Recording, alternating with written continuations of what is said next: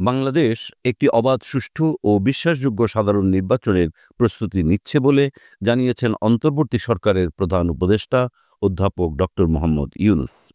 বৃহস্পতিবার সকালে জাপানের টোকিওতে আয়োজিত ৩০তম নিক্কেই ফোরামে বক্তব্য প্রদানকালে তিনি একথা বলেন। ডক্টর ইউনূস বলেন, আমরা এমন একটি অবাধ, সুষ্ঠু, গ্রহণযোগ্য ও অংশগ্রহণমূলক সাধারণ নির্বাচনের প্রস্তুতি নিচ্ছি যা ন্যায়বিচার, সমতা, স্বাধীনতা এবং মানুষের মর্যাদা নিশ্চিত করবে। এই নির্বাচনের মাধ্যমে গণতন্ত্রে একটি শান্তিপূর্ণ ও কার্যকর রূপান্তর ঘটবে।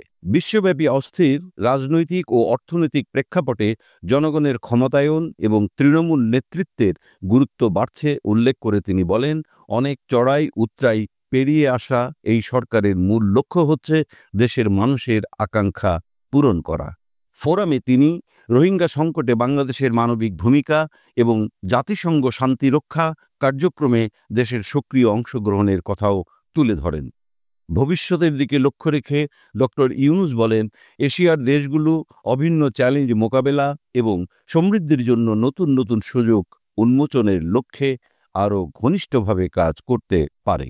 আমাদের একটি অভিন্ন ভবিষ্যৎ ও সমৃদ্ধির জন্য একটি স্পষ্ট পথ তৈরি করতে হবে। তিনি লক্ষ্য অর্জনের জন্য 7টি পরামর্শ উপস্থাপন করেন এবং এশিয়ার পারস্পরিক নির্ভরতাকে সহযোগিতায় রূপান্তরের উপর গুরুত্ব আরোপ করেন।